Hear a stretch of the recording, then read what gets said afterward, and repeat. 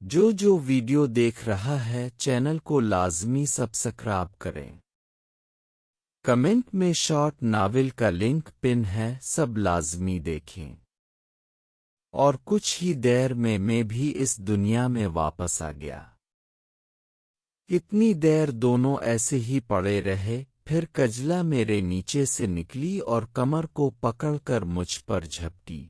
بالی، آج تو نے اپنی کجلا کا کوئی حال نہیں چھوڑا اور مجھے اپنے ساتھ لگا لیا۔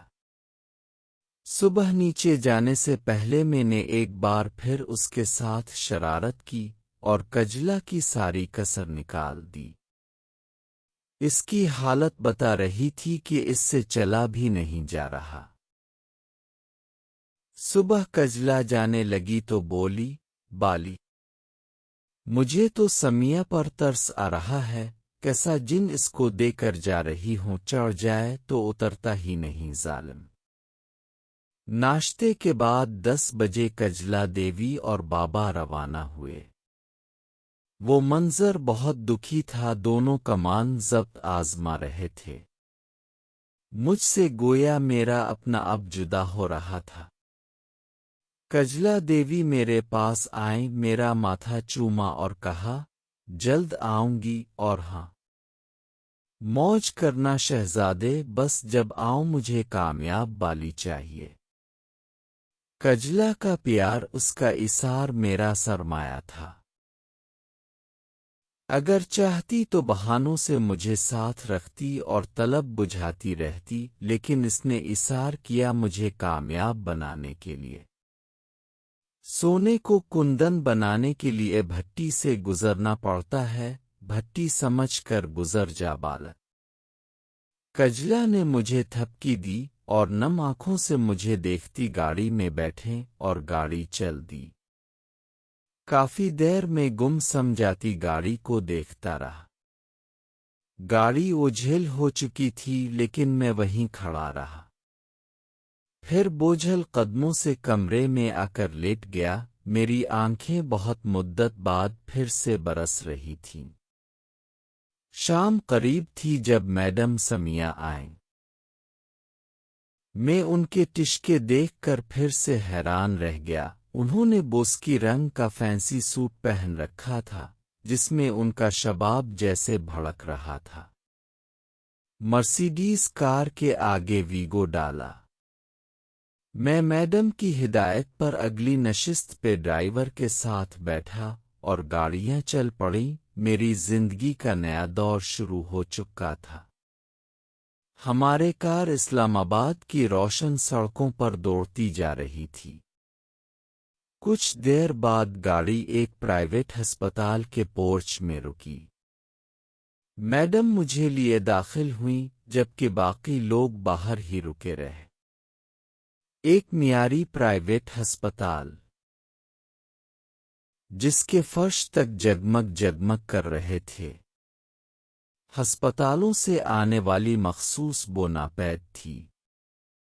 میڈم اور میں سیدھے ایک ادھیڑ ڈاکٹر سے ملے۔ ڈاکٹر اور میڈم کی باتوں سے پتہ چلا کہ اس ہسپتال میں امان اللہ داخل ہے۔ ڈاکٹر نے بتایا کہ ان کا دایاں بازو مکمل اور دونوں ٹانگیں کاٹنے سے تو بچ گئی ہیں، لیکن حرکت کے قابل نہیں ہے۔ کتوں نے گویا اسے چبا ڈالا تھا، اوپر سے پہلے کچھ دن علاج نہ ہونے اور غیر معیاری ماحول میں رہنے کی وجہ سے زیادہ خرابی ہوئی ہے۔ انہیں ڈپریشن اور ٹینشن سے دور رکھنا ہے۔ کیونکہ مجھے شک تھا شاید کوئی ایک کتا معمولی ہلکا تھا، جس کے اثرات امان اللہ میں ہے۔ تو کیا وہ سفر کے قابل ہیں؟ میڈم نے ڈاکٹر سے پوچھا۔ جی وہ سفر کر سکتے ہیں، لیکن ایمبولینس میں، اور ابھی مہینہ بھر ان کے زخموں کو بھرنے میں لگے گا۔ کجلا دیوی کے جانے کے بعد کچھ دیر مزید ڈسکشن کے بعد میڈم مجھے لیے VIP وارڈ میں داخل ہوئیں۔ یہ وارڈ تھا ہوٹل۔ میں تو حیران رہ گیا۔ صاف ستھرے ماربل کا چمکتا ہوا فرش، کھلے کمرے، گیسٹ کارنر۔ کمرے میں مریض کے علاوہ اٹینڈنٹ کے لیے الگ سے چھوٹا کاؤچ بیڈ تھا، LCD بھی لگی ہوئی تھی اور مکمل ساؤنڈ پروف۔ اندر مکمل پرسکون ماحول میں بیڈ پر امان اللہ آنکھیں بند کیے لیٹا تھا۔ ہمیں دیکھ کر کمرے میں موجود میل نرس کھڑا ہوا اور امان اللہ کے بارے میں اپڈیٹ اور رپورٹ دینے لگا۔ ابھی وہ میڈیسن کی وجہ سے غنودگی میں تھے اور گھنٹہ بھر بعد تک جاگنے کا امکان تھا۔ اس کے بعد وہ دوبارہ بیٹھنے لگا تھا کہ میڈم بولیں، اب جاؤ، اب ہم ہیں یہاں۔ جب ہم جانے لگے، ضرورت محسوس ہوئی تو انٹرکام کر لیں گے۔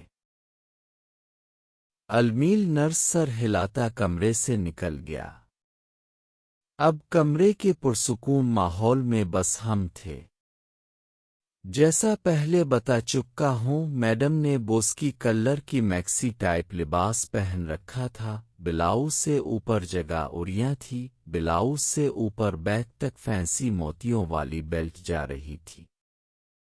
میڈم کے ہاف بازو لشکارے مار رہے تھے، میڈم کے کانوں میں ہم رنگ جھمکے تھے۔ میں نے انہیں نظریں بھر کر دیکھا۔ انہوں نے ہلکا سا مجھے گھورا اور کیٹ واک انداز میں چلتی ایک سائیڈ پر گیسٹ کارنر کی طرف گئیں۔ ہائے! میڈم کے چلنے کا انداز بالکل ماڈلز کی طرح تھا۔ جب وہ میرے سامنے سے گزریں تو میڈم کی بیک پر میری نظر پڑی۔ اف! کیا نظارہ تھا! مجھے مستی بھری جھرجھری سی آئی۔ بے شک میڈم ہوشربا جسم کی مالک تھیں۔ کمرے کے ایک طرف پردہ لگا ہوا تھا اور پردے کے پیچھے بیٹھنے اور کھانے کے لیے صوفے وغیرہ دھرے تھے۔ پردہ آدھا کھنچا ہوا تھا۔ میڈم ایک صوفے پر بیٹھیں اور میں ان سے قدرے فاصلے پر جا بیٹھا۔ میڈم کسی گہری سوچ میں تھی۔ کچھ دیر کے بعد میڈم اٹھی اور دروازے کا اندر سے لاک لگا آئیں۔ میں خاموش تماشائی بنا دیکھتا رہا۔ واپسی پر انہوں نے ایک نظر امان اللہ کو دیکھا اور میرے پاس سے گزرتے میرے کندھے کو چھو کر ادھر اپنے پاس بلا لیا۔ میرا دل ہلکا سا دھڑکا، جانے کیا ہو رہا تھا میڈم کی یہ نوازشات، لیکن کیوں؟ وہ 2 سیٹر صوفے پر بیٹھیں اور مجھے پاس بٹھا لیا۔ انچ بھر فاصلے سے ان کی حدت اور اٹھتی مہک محسوس ہو رہی تھی۔ بالی! انہوں نے مجھے پکارا۔ جی میڈم! میں تم سے کچھ باتیں کرنا چاہتی ہوں، تم سن لینا، اور اگر نامنظور ہوئیں تو بھی مسئلہ نہیں، تمہاری جاب سے الگ بات ہے، یہ بس کسی سے ذکر نہ کرنا۔ میں نے سمیہ کی طرف دیکھا، اس کی آنکھوں میں شش اوپن سی کیفیت تھی۔ میں نے پورے دل سے کہا، میڈم، میں آپ کو کل بتا چکا ہوں، اب ہماری لیڈی باس اور میں قدرے رکا۔ اور سمیہ نے فوراً پوچھا، اور ملکہ ہیں؟ ملکہ ہے کہ مشیر ان کے ہمراز ہوتے ہیں؟ آپ کو ملکہ مانا ہی نہیں سمجھا بھی ہے، اور اب لگتی بھی ملکہ ہی ہیں۔ حکم کریں اور دیکھیں کیا ہوتا ہے۔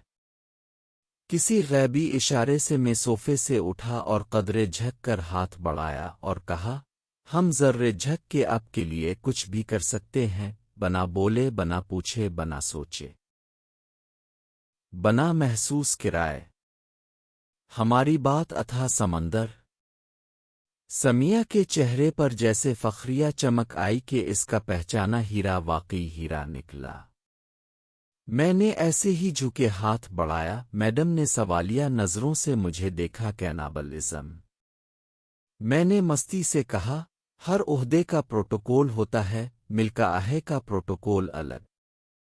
اپنا ہاتھ دیں، ملکہ کے ہاتھ پر بیعت کر کے بوسہ دوں جیسے انگریز دیتے۔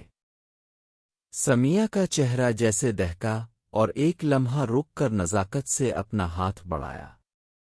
میں نے بڑے ہاتھ کو ملائمت سے پکڑا اور جھک کر بوسا دیا۔ اف! کیا ہاتھ تھے! نرم جیسے مکھن ملائی سی، ان کی بے چینی پوشیدہ نہ رہ سکی۔ لیکن میں بنا احساس کرائے سیدھا ہوا، ہماری نظریں آپس میں ٹکرا رہی تھیں۔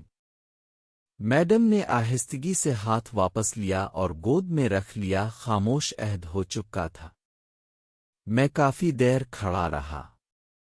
آؤ نہ بیٹھتے کیوں نہیں؟ سمیہ نے آہستہ آواز میں کہا۔ بنا اجازت ملکہ کے پاس نہیں بیٹھتے، اجازت ضروری تھی۔ وہ مسکرائیں اور میرا ہاتھ پکڑ کر ساتھ بٹھا لیا۔ اتنا احترام ملکہ کا؟ ہاں، کیونکہ اگر احترام نہ کریں تو ملکہ کا بھرم نہیں رہتا، بھرم ضروری ہے۔ تمہاری باتیں بہت گہری ہوتی ہیں بالی۔ وہ بولیں، تمہارا ابھی امتحان ہو جاتا ہے۔ کیسا امتحان؟ بس ابھی ایک چھوٹا سا ڈرامہ کرنا ہے۔ انہوں نے سرگوشی کی۔ رومانس کا ڈرامہ؟ جب امان اللہ جاگے گا تو ہم یہاں تھوڑا ڈرامہ کریں گے، تھوڑا سا بجلی کا جھٹکا دینا ہے اسے۔ میں نے آنکھیں بند کر کے ڈن کیا۔ میڈم نے پردے میں ہلکی سی درس بنائی۔ امان اللہ ہلکا ہلکا جھرجھری سے لیٹا نظر آ رہا تھا۔ میڈم کا اگلا قدم تباہی تھا۔ انہوں نے اوپر لگی موتیوں والی پٹی کھولی۔ پٹی کھلنی تھی کہ کاندھے لشکارے مارنے لگے، ان کی گلابی جلد اور ہلکے کھلے بال۔ انہوں نے کھسک کر انچ بھر کا فاصلہ بھی مٹایا اور ہاتھ بڑھا کر میری آنکھوں کو بند کر دیا۔ ان کی سرگوشی گونجی، آنکھیں بند۔ وہ میرے کندھے کے ساتھ آ لگیں۔ سمیہ میڈم کا ہاتھ میری شرٹ پر تھا اور میرے اندر انگارے دوڑنے لگے۔ وہ آہستگی سے میری شرٹ کے بٹن کھولنے لگے۔ میں آنکھیں بند کیے مست سا ہو رہا تھا۔ ان کا سحر بڑھتا جا رہا تھا اور میرے اندر جیسے تیز نشہ پھیلتا جا رہا تھا۔ یہاں تمہارے ایک تل ہے نا سرخ تل؟ ہاں۔ آپ کو کیسے پتا؟ میں نے بند آنکھیں کھولی اور پوچھا۔ وہ کٹاس جب تم نہا کر نکلے تھے تب، اور اس دن تو بہت کچھ دیکھا تھا میں نے۔ مجھے گھورنا یاد آیا۔ انہوں نے جھٹ سے میرے ہونٹوں پر ہاتھ رکھا اور کہا، بس چپ۔ شرارتی بہت یادداشت تیز ہے تمہاری۔ تمہارے سینے پر بال نہیں ہیں بالی؟ سمیہ نے اپنا ہاتھ میرے سینے پر رکھتے ہوئے پوچھا۔ نہیں، لیکن آ رہے ہیں۔ کیوں؟ آپ کو نہیں پسند؟ وہ کچھ جھجک کر بولیں، نہیں اچھے لگتے ہیں۔ جیسے چولہا آہستہ تیز کرے۔ ویسے ان کے ہاتھ مجھ پر حرکت کر رہے تھے۔ دل چاہا کہ سمیہ کی ساری حسرتیں پوری کر دیں، لیکن اچانک مجھے لگا جیسے میڈم ڈرامے کے ساتھ ساتھ میرا امتحان لے رہی ہے، میرے ضبط کا امتحان، میرے بھرم کا امتحان، میرے بھروسے کا امتحان۔ جب تک وہ خود سارے حجاب نہ اتارے تب تک بس چپ۔ میں ان کی شرارتیں جھیلتا رہا۔ تم ہاتھ کی لکیروں پر یقین رکھتے ہو؟ انہوں نے سرگوشی کی۔ مجھے اس کا اتنا علم نہیں، بس نام سنا ہے۔ کیوں؟ میں نے ایک بار ہاتھ دکھایا تھا۔ مجھے جوتشی نے بتایا تھا کہ میرا سچا ہمدرد وہ ہوگا جس کے سینے پر سرخ تل ہوگا، بڑا سرخ تل، بالکل تمہارے جیسا، اور میرا یقین ہے لکیروں پر۔ وہ بول کر چپ ہو گئیں اور پھر مستی کرنے لگیں۔ ان کا مستی بھرا لمس مجھے جیسے وحشی کر رہا تھا اور میں امتحان سے واقعی گزر رہا تھا۔ اچانک ایسے لگا جیسے امان اللہ نے ہلکی آواز دی ہو۔ امان اللہ کی ہلکی آواز جیسے ہی ابھری، میڈم نے پردے کی جھری سے جھانکا، وہ ہلکا سا کسمسا رہا تھا۔ میں نے ادے کھلی آنکھوں سے سمیہ کو دیکھا، اس کا چہرہ خمار آلود سا تھا۔ ان کا حسن چند انچ سے بھی حدت پھینک رہا تھا۔ اب امان اللہ کروٹ لینے کی کوشش کر رہا تھا، شاید وہ جاگ چکا تھا اور اٹینڈنٹ کو دیکھ رہا تھا۔ میڈم نے میری طرف دیکھا اور ہلکی آنکھ مارتے ہوئے میرے ساتھ آ لگیں اور ایک سیکسی سی آہ بھری، اف بالی، آرام سے کرنا، سس او کی آواز نکالی، ظالم۔ جیسے ہی ان کی ہلکی آواز گونجی، امان اللہ نے جلدی سے ہماری طرف کروٹ بدلنے کی کوشش کی۔ یہ نہ آ میرے بالی، اف بالی کرتے میڈم نے پھر آواز بھری اور جیسے لاٹ سے جان چھڑاتے ہوئے لاٹ سے بھاگیں اور پردے کی اوٹ سے امان اللہ کے سامنے آ گئیں۔ میں بھی ڈرامے میں رنگ بھرنے کے لیے پیچھے لپکا اور جیسے ہی سامنے آیا، امان اللہ کی کھلی آنکھیں حیرت اور تیش سے ہم پر جم تھیں۔ تم تم اس کی آواز میں کپکپاہٹ تھی۔ ہائے کرتی میڈم جلدی سے واپس پلٹیں اور ساتھ لائے ہینڈ بیگ سے چھوٹا سا اسکارف نکال کر کندھوں پہ ڈال لیا۔ کمال کی اداکارہ تھی میڈم بھی۔ تم کب جاگے امان اللہ؟ میڈم مٹکتی چلتی امان اللہ کے پاس گئیں۔ جب تم اپنی اوقات دکھا رہی تھی، گلچھڑے اڑا رہی تھی اپنے میاں کی پیٹھ پیچھے، امان اللہ کی آواز جھنجھلاہٹ سے پھٹ رہی تھی۔ میڈم قدرے اونچا کہا مار کر ہنسی اور بولے، اوقات کی بات تم نہ کرو، میں اچھی طرح جانتی ہوں تم سب قصور والوں کو۔ جو جہان کا نو عمر لڑکا ہے تمہاری ہوس کا شکار ہے، اور میری اوقات، میں تمہیں موقع دیتی تو تم میرے پاؤں چاٹتے۔ اے میڈم سے اور تپا رہی تھیں۔ بکواس بند کرو، میں دیکھ لوں گا تمہیں۔ امان اللہ ہلکا چلایا اور اسے چلانے سے کھانسی سی آ گئی۔ چچ آہستہ بولو امان اللہ، تم کرو گے تب جب تمہیں موقع ملے گا، تمہیں سب حساب دینا پڑے گا سب۔